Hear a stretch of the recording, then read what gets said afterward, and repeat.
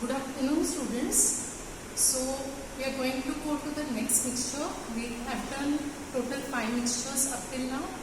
4 we have done solid mixtures, in which we have seen variety of mixtures again, water soluble mixture, water insoluble mixture, and then different combinations, acid plus phenol, phenol plus base plus neutral, and so on, right? And coming to organic analysis, every time we have analyzed one compound, right? So the first one was benzoic acid, acidic compound. Second time we had done beta-alcohol. Then next time we had done basic compound, that is parachloroaniline. And fourth time we had done neutral solid compound, naphthalene. Last time we had seen solid liquid mixture, suspension type, right? Now today we are going to see one more mixture, what is the type of the mixture and how we go about for separation. Okay. Now just observe this mixture. Actually I have mixed both the organic compounds and this is the binary mixture which you can see. Okay. Now looking at the mixture, you can just see one layer, right? It's the liquid layer. So you can interpret that it is a liquid mixture. But it is also possible that this mixture is a solid liquid mixture, solution type. That means the solid is soluble in the liquid component. That is also possible. So how to test it? If you remember in principles or the theory which I had explained previously, what you can do is you can simply take small amount of mixture in porcelain dish, very small amount, and you can just heat it on water bath or directly using flame. Okay. And we'll just see if you can see any solid particles. If you see any solid particles, it means the compound is solid liquid solution type. If you don't see any solid particle, that means definitely the mixture is liquid type. Okay. So you can just observe. Now almost the liquid has evaporated and you cannot see any solid precipitated, okay, or any solid residue. So definitely this mixture is liquid type. Okay. So when we talk about liquid type of mixture or solid liquid solution type mixture, the best way to separate such type of mixture is using physical method. Why it is called as physical method? Because we are not using any sort of chemical, we are just using a physical technique. Okay. So for this particular liquid mixture, we are definitely going to use physical method, that is distillation. Okay. Last time also when we had done solid liquid suspension type mixture, we had used physical method, but it was filtration. Okay, because the solid could be easily separated from liquid by simple filtration. But here, because both the compounds are liquid, we need to do distillation. Okay, so first we will carry out distillation for this mixture. I'll just explain you this apparatus.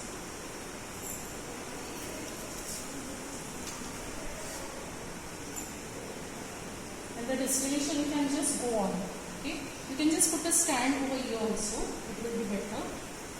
And we never know if the compound is volatile or not, so we need to cover this receiver. Fine.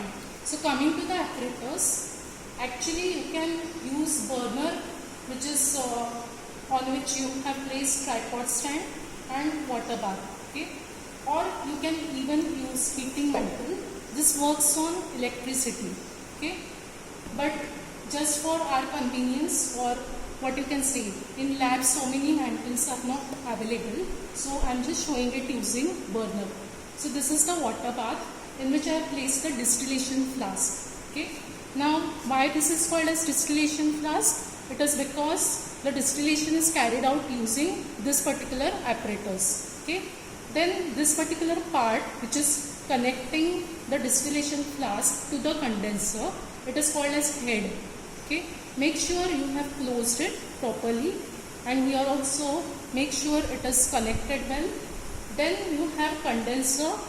Condenser is attached to two pipes, one inlet pipe and one outlet pipe. So this is your inlet, this is your outlet.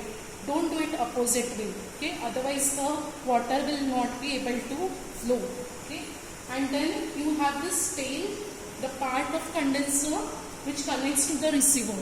So this is the tail and this is receiver, okay? So to start with, you are going to take the mixture. Make sure you add porcelain piece for uniform heating as well as to avoid bumping, okay? So I have added porcelain piece. Now we have just started this distillation process. It will take time. Depending on boiling point, if the boiling point is less, definitely it can be considered as a volatile component. If it is less than 100 degrees centigrade, okay? And other component would be non-volatile. Now for you, mostly it will be a mixture of volatile component and non-volatile component which will be given. You can even have mixture of volatile components also, both components volatile, but in that case the simple distillation does not work, okay? What you need to use is a fractionating column in between. You just have a fractionating column with distillation plates in between, and then you can separate the mixture of two volatile components. Now this, we can suppose that it is one volatile component and one is non-volatile. So definitely the volatile component, which is having a lower boiling point as compared to the non-volatile one, it will vaporize first, okay? It will be converted to vapors first, and then once the vapors are formed, you can see over here clearly the vapors are being formed of the volatile component. So this volatile component vapors, they come in contact with a cool surface over here. Why this condenser is cool? Because the water is circulated over here, okay, through the pipe, through the inlet and outlet. So fresh cold water is circulated. So definitely this is a cooler surface. Vapors will come in contact with cooler surface, they will condense and they will form the liquid, which because of this apparatus, the position of the apparatus will definitely go down and will be collected in receiver. So this is the way we can collect the volatile component, okay? Okay, so after distillation, what we observed is the volatile liquid component is collected. Now we can go further with the organic analysis of volatile component. Organic analysis of non-volatile component can also be done. That will be present in RBF. Okay, this is the RBF which has got the non-volatile component. So this volatile component which we have separated by using distillation, we are going to do the organic analysis completely, but nature determination we will do for both the compounds. Okay, so now this is the nature determination for volatile component. You can just take it being a liquid, we can just do a litmus test. So you can just observe the change, red litmus, what is the change? So you can see there is no change. Ideally you should take moist papers. Then blue litmus, even in blue litmus there is no change, okay? So definitely we can say that this compound is neutral, okay? Now next step, if you remember, even in solid liquid mixture, after separation of liquid, we had found whether it is volatile or not. So similarly today also, we will take some compound in fusion tube, just as you take for boiling point. Mix it, take sufficient amount, but make sure it is not filling half the fusion tube. It should be just 1/3, you can see. So you can just see I have taken the compound, and because it is volatile, make sure you are covering the compound always, okay, the test tube. Then as our general procedure will be just placing sealed capillary open end inside the liquid and closed end above, and we'll just place it in hot water bath and just see if we are getting a rapid stream of bubbles.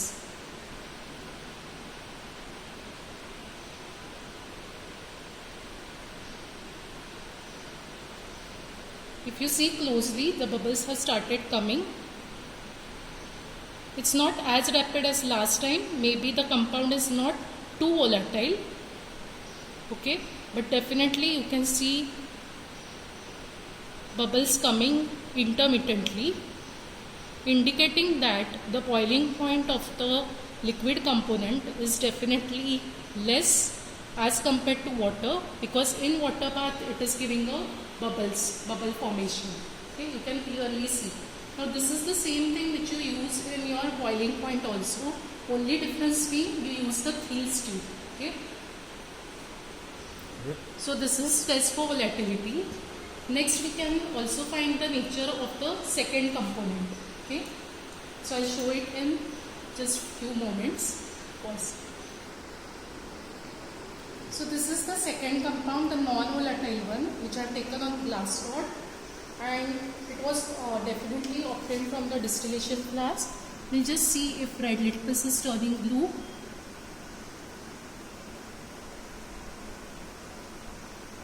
And what is the effect on blue litmus? That also we will check. Okay. So if you observe closely,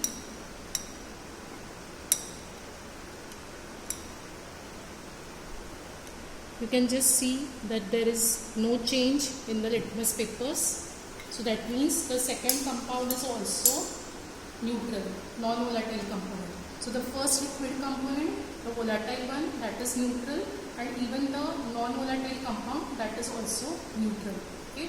Now with this we are going to do the organic analysis of the volatile liquid component, which we have got it as a distillate in the receiver. Okay. So we'll just go for the test now. So preliminary test, first you have to observe the color. The color is colorless, right? There is no color to the solution. So there are many liquid compounds having different functional groups that are liquids. For example, alcohols, esters, ethers, right? So all these compounds, they are liquids and they are colorless. So either of these compounds could be present. Now what we can do is, we can just look at the odor of this compound. Yes, it is having indeed pleasant odor. Okay. So obviously our observation is pleasant odor, and inference can be the compound could be ester, it could be alcohol. In some cases it's also esters which have pleasant odor. Okay. So our inference will be either esters or alcohols or ketones that is present. Next, what we will do is, we'll just do test with potassium permanganate to see if unsaturation is present. I'll just take some compound and add potassium permanganate in amounts which will let me know if the compound is unsaturated. Now with so many practicals done already, you know the color of potassium permanganate. It is purple pink color. So I'm just adding few drops of potassium permanganate. It's pink, right? And the moment I shake it with the compound, okay,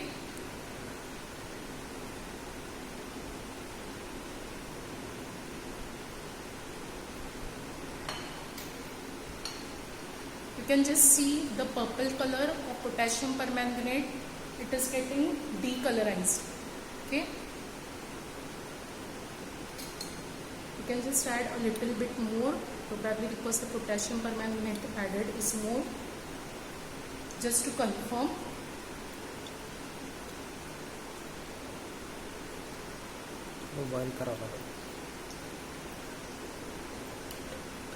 So definitely the compound is showing decolorization in presence of potassium permanganate, and so we can write the inference that the compound is unsaturated. Okay. We can even do the bromine in CCl4 test just to confirm. Next, we can just do one test, one negative test which I want to show is on taking the compound and just adding FeCl3 solution. This is particularly important for phenols. Our compound is neutral, so we can expect that it's going to be negative, but I just thought of showing one negative test. So you can see there is no purple, violet, red coloration, just like the phenols they give with FeCl3. That is not observed. This color is of the FeCl3 reagent itself, neutral FeCl3. Okay, so definitely the phenol is absent, should be our inference. Now, with this, what information we have gathered? The compound is liquid, right? it is volatile, it is neutral, then it is colorless, has got pleasant odor, is unsaturated from the KMNO4 test, and then we can go to the next group of tests, that is elemental analysis. Now for elemental analysis, I have shown the test for 1 or 2 compounds last time, so definitely we are not going to repeat that whole set of tests, but for today's compound, nitrogen is absent, remember sulfur is absent, and also the halogen is absent. Okay, so because these 3 are absent, definitely we can conclude that there is no extra element present, therefore the compound contains CHO. Okay, so definitely we are going to the functional group, first one, group 1, in which you have acids, phenols and neutral. Now our compound is neutral, so we are going to the group CHO, neutral. And if you remember last time I had explained, for the neutral compounds there are several functional groups which are neutral. Okay, the compounds are neutral. So definitely we are going to do 1-1 test, and if the test is positive, we will go to the same table and carry on the test. For example, test for alcohols, that is the first one we will start with. We'll add ferric ammonium nitrate solution and just see what is the result. If it is positive, then we will go further to find whether it is primary alcohol, secondary alcohol, tertiary alcohol by Lucas test, and we will do the other tests which are given in the same table for test for alcohols. If not, then we will go for reaction with DNP.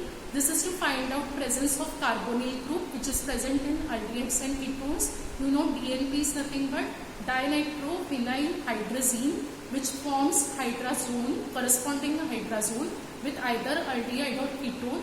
The carbonyl group is involved in the reaction and water molecule is liberated. So you get an orange-red PPT. If you get orange-red PPT, then you can distinguish whether the compound is aldehyde or ketone, then further whether the ketone is methyl ketone or not, or aldehyde, whether it is aliphatic, aromatic, all those things you can do with the further test. But if it is negative, we'll go for the next test, that is test for esters. So now to start with, we'll first perform the test for alcohol, wherein I'll just take the liquid compound.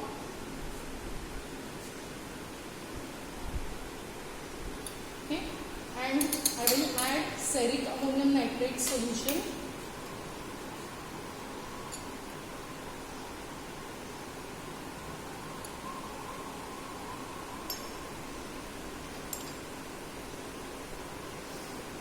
So you can just see the solution is having exactly the same color of ferric ammonium nitrate. You are not getting any sort of red coloration, which is a positive test for alcohol. So definitely this is a negative test for alcohol. So alcohol is absent. Next, what we can do is we can just take our compound and do the test for carbonyl group presence, that is aldehydes or ketone. For this, I have taken the compound. Then I will add DNP to this dinitrophenyl hydrazine.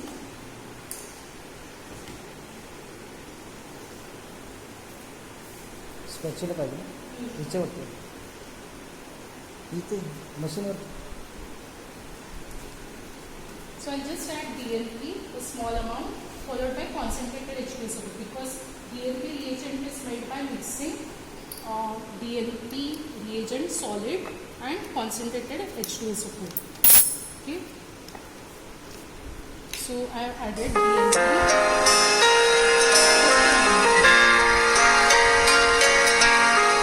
Now I'll just add concentrated H2SO4. You use pipette always. Okay. And see if I am getting the orange red PPT, crystalline PPT. Now this color, if you see, it is of the DNP itself. It is definitely not the orange red PPT which you get with aldehydes and ketones. When we will do the aldehyde ketone example, last time we had done one ketone, if you remember, we had got a very nice coloration, orange red coloration of the hydrazone. So definitely this color is not of the hydrazone, it is of the DNP reagent itself. Okay, so definitely our conclusion will be aldehyde ketone is absent. That means the carbonyl group containing compound is absent. Next test, we are going to do the test for esters, wherein we are just going to check whether the compound is getting hydrolyzed, because you know if ester is present, it will get hydrolyzed in presence of base, basic hydrolysis, and it will definitely give formation of acid. Now for this test, what you do is you take your compound, add sodium hydroxide solution, okay, and just a drop of phenolphthalein.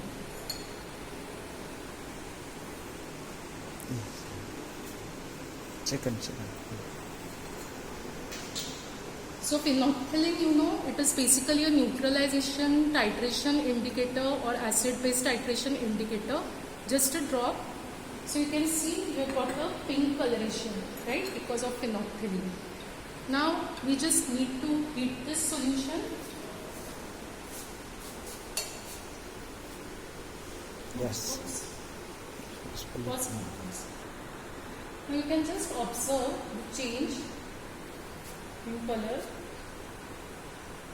If you see any change in color, that means the phenolphthalein is now not in basic media. In basic media, phenolphthalein gives pink color. So if there is change in color, definitely that means there is some acidic media present, and acidic media is only possible if the ester group has hydrolyzed. So this indicates the presence of ester. Okay. If there is change in coloration, that is, the color will just disappear. We'll just see what happens in the test.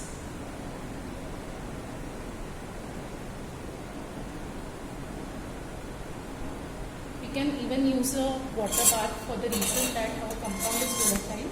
So it should not happen that the compound is just evaporating. So we'll just keep this for some time and we'll observe what happens. So we have just kept it for heating. And you can see the color is actually become faint. So definitely within some time the color will completely disappear.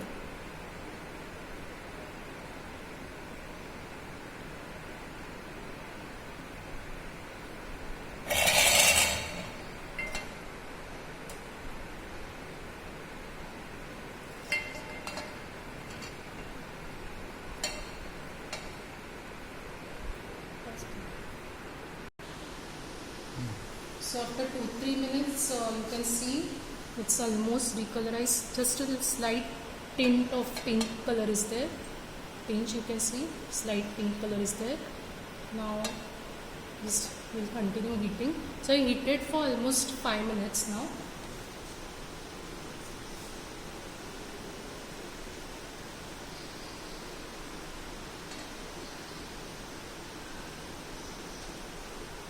बंद करो. You can see Mix we're naga getting karo. almost a colorless solution now. Okay, so definitely we can say the ester